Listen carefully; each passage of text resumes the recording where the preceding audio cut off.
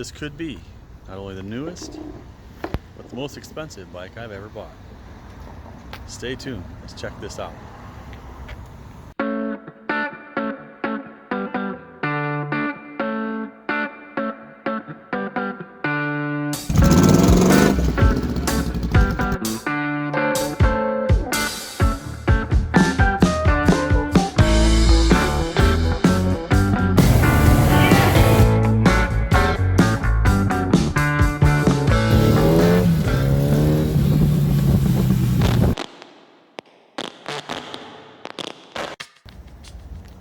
Alright guys, finally on another adventure. We got cars coming, hold on.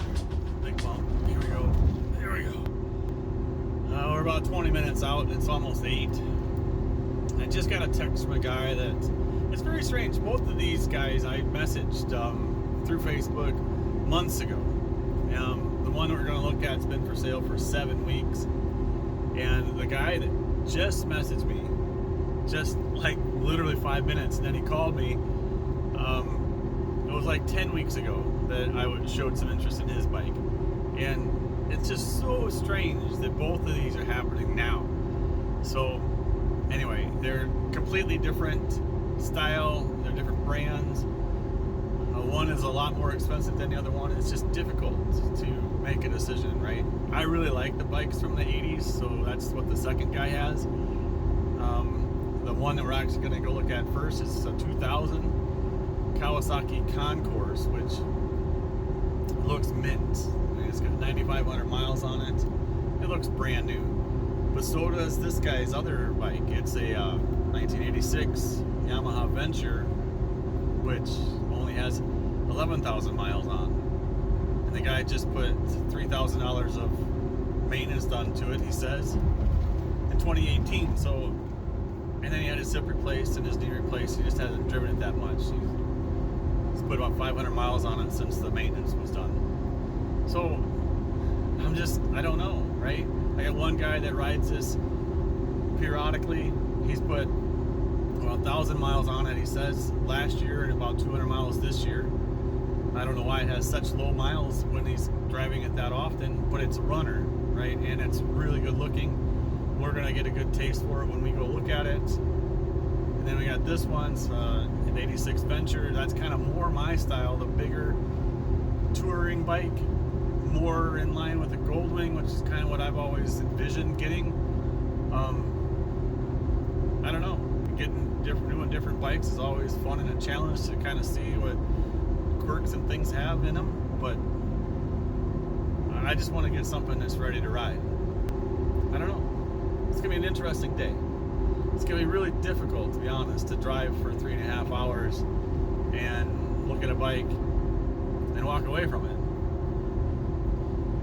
That's gonna be hard. Got some thinking to do. Stay tuned. This is a fun day.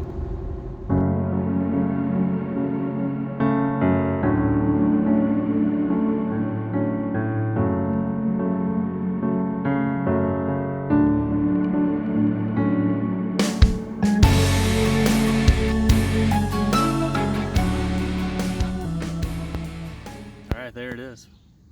Earlier I said 2000, I meant in the 2000s. So here it is, 2006 Kawasaki Concourse. Let's take a closer look. It's really in good shape. The guy bought it 3 years ago. He's put about a few miles on it. I think he said he got it when he had about 7,500. He's got about 2,000 miles on it since he's got it in 3 years.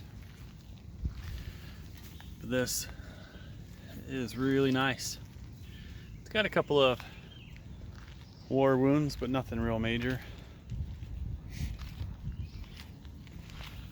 Little scratch right there on the front fender, which you can barely see, and then just a couple of rock chips, looks like, down here. I did take it for a quick ride already. Rides out really well. It's got the bags on the sides. You can see, get a good glimpse there, 9730. Goes through the gears real nice. Cruises at 65, 70 really well. It's It's really nice looking bike. All right, yeah, I think overall it's in really good condition. It rode out really nice. It did everything I expected. It brought back all those feels from when I was road rockets a lot, and the guy's really nice. Yeah, I know that might not mean a lot, but I think what it does is it just instills that he's trustworthy, right? I don't think he has anything to hide. I don't think he's trying to, you know, fool me into something that this isn't. Yeah, and I just need to make a decision. Do we go with this or do we go with something older? I texted Chase. I kind of get his opinion on what he thought he liked, and of course he likes the blue one. So I couldn't even coerce him saying that the other bike had a radio. Anyway, so we'll go back, we'll see if we can make a deal, and hopefully we'll put this on the trailer.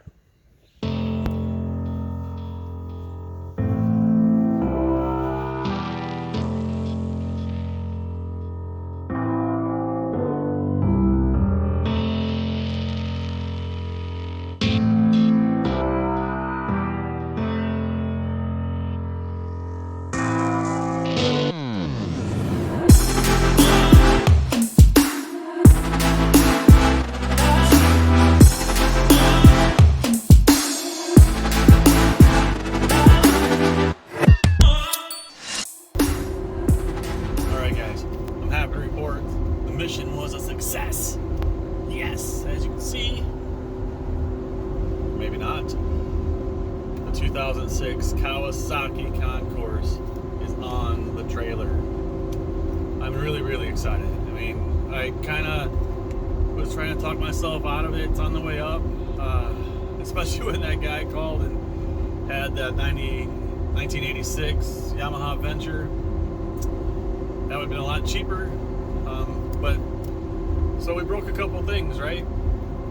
We have a bike that we didn't pay $1,000 for, and we have the newest bike that we've ever owned. So it brings back some nostalgia back to when I was a kid. You know, riding FCRs, CBRs, YZFs. It's not technically a rocket. It kind of looks like a rocket if you take the bags off and the big fairing. A smaller fairing on it. It does have the Ninja engine a bit. I mean, there's some minor changes from what I've read, but it's gonna be thrilling. I'm really excited now that it's on the trailer. We're on our way home. I'm pretty pumped about it, but I can completely understand my wife when she rolls her eyes and looks at me like, oh God, when I say, hey, I want to go look at a bike, and she knows in her mind that means you're going to go buy a bike. This is now, I don't know how many bikes we've gone to look at, but we've never left them there. So I guess we do have one streak still going. Yes, we got a new bike. Anyway, I'll try to calm down a little bit. But look for this guy doing some motor vlogs and just some riding. I'm really pleased. It should be pretty stable. It's ride ready. It's gonna be fun. And my neighbor's got an adventure bike, BMW. So now I got a riding buddy, a bike that I can feel comfortable riding with him on. Not that the GS850 isn't comfortable to ride, it's just more of a nighttime cruiser, right? It's not a daytime mile gobbler where you go out and just ride for 4 or 5 hours. Now we got one, and I'm really looking forward to getting some miles on this thing. She's kind of slept through her life, I think. You know, all those low miles, 2006, what's that, 17 years old? Not even 10,000 miles. Well, she's going to hit 10,000 with me in about a week, so bring it on. All right, a long ways to go to get home. Anybody like me that constantly just look at the rear mirror to watch the beauty in the back? For a couple of reasons. One, you really need to look at. Two, you're worried that it's going to fall off the trailer. Never had that happen. I mean, we got it strapped down really good, but anyway. Yes!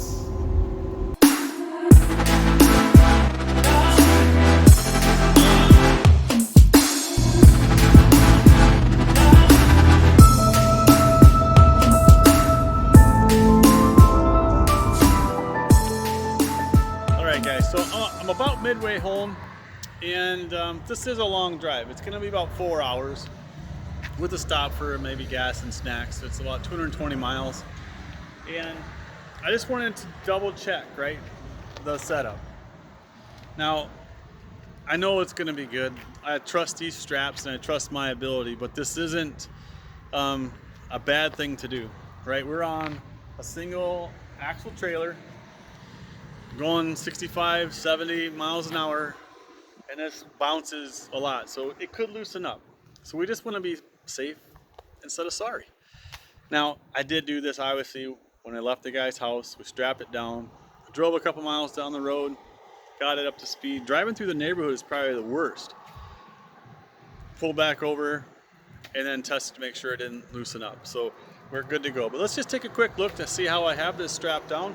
Maybe you would do something similar if you're hauling a bike on a trailer. So let's take a look. All right, so what I've done, obviously it's on the trailer.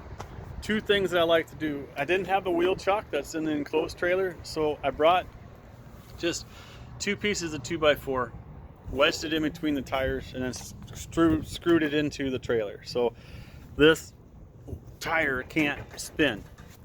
And then what I've done is I found a nice secure place right there in the bottom of the triple tree to attach the straps and then pull it down, pulling all the suspension out of the front end. And I strapped it to the front. On fairing bikes, it's a little bit different than it is if it didn't have a fairing. On a non-fairing bike, I probably would have went up at the top, probably would have pulled up from here and pulled more towards this point, getting more angle. This works great though. There's nothing wrong with this. And then since this is a long ride, potentially bumpy, I did put a little tension on the back tire. I don't always do that. It really depends on how far I'm going and how fast the ride's gonna be. But that's kind of the setup. So at this particular check, right, we're just checking to make sure straps are still tight. Trying to check, see if we move the bike or if we move the trailer. We're moving the trailer. Everything is looking good. She's on there nice and secure.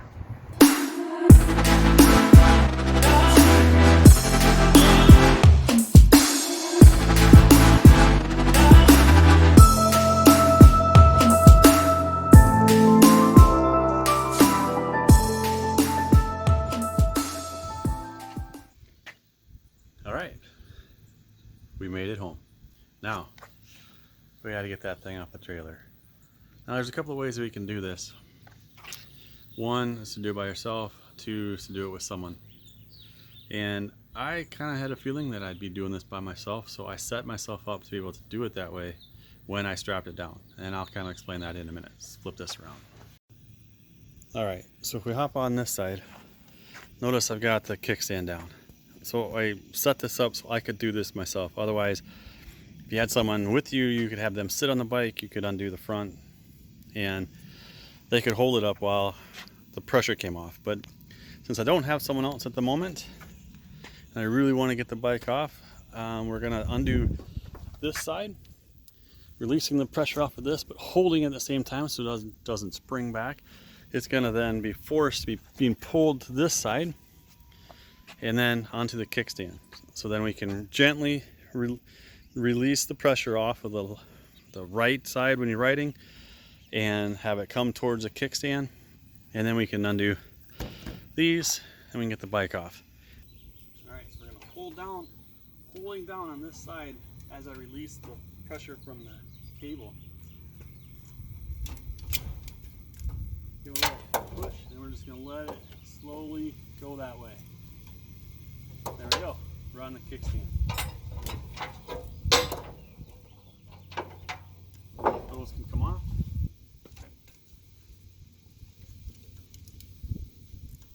There again. Hold down on this one.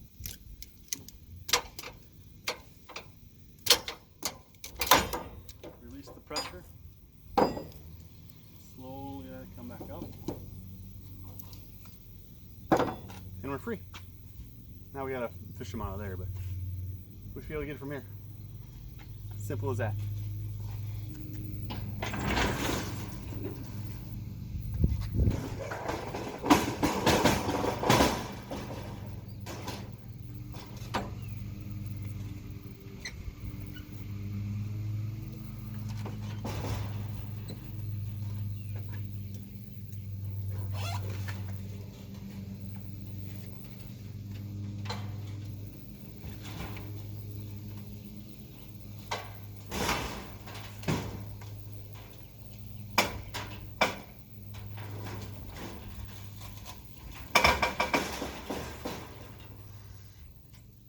All right, guys. Well, look.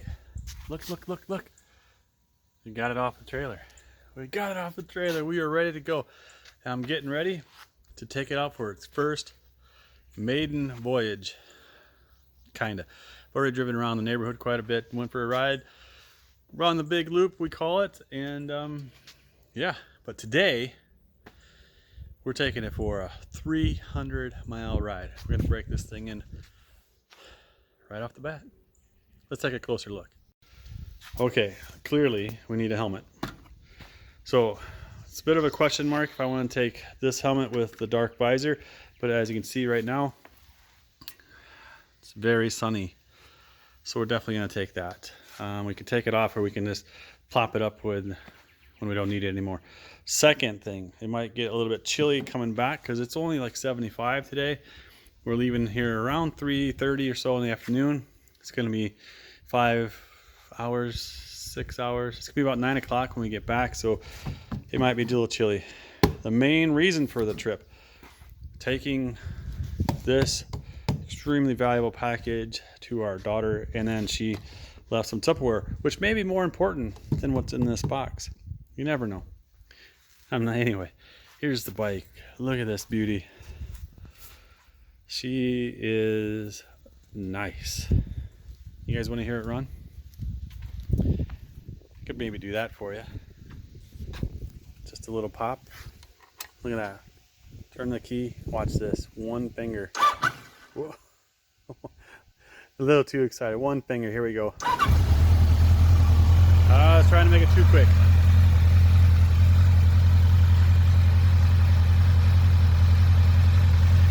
Yeah, if you haven't noticed, I'm a bit thrilled about having this bike. It's kind of nice having another bike Chase and I can both ride. Sounds great. She's ready to roll. Just for documentation's sake, 9814. It's pretty cool. It's got two trips. It's got a mileage trip perhaps, and then maybe one over there for oil changes. It's got temp gauge. It's got a clock. And a fuel gauge. Pretty good. It does have some pretty cool storage. I'll do another full review on this bike, obviously, once we get back. And all right, guys. So that's gonna wrap it up for this one. I really hope you enjoyed this video as much as I enjoyed making it. It's always fun to do something different and new and exciting. And I think we've got a really fun bike here, and I'm looking forward to getting some miles on it and enjoying it the rest of the summer. I can't wait to give Chase some more rides. I mean, it's been a while since we had a bike with 2 seats. I know I've said that before, but it's really fun. And I just hope that's instilling in him the fun of motorcycling, and in the future, he will enjoy it as much as I do. So with all that being said, if you like what you see, guys, leave a comment. I love getting your comments. I love responding. I love building this community and having some fun with it. If you really like what you see, hit that subscribe button. Why not? It's free, and you can enjoy this all the time. Go back and watch some of our old stuff if you haven't already. As always, guys, thanks so much. Until next time, we'll see you then.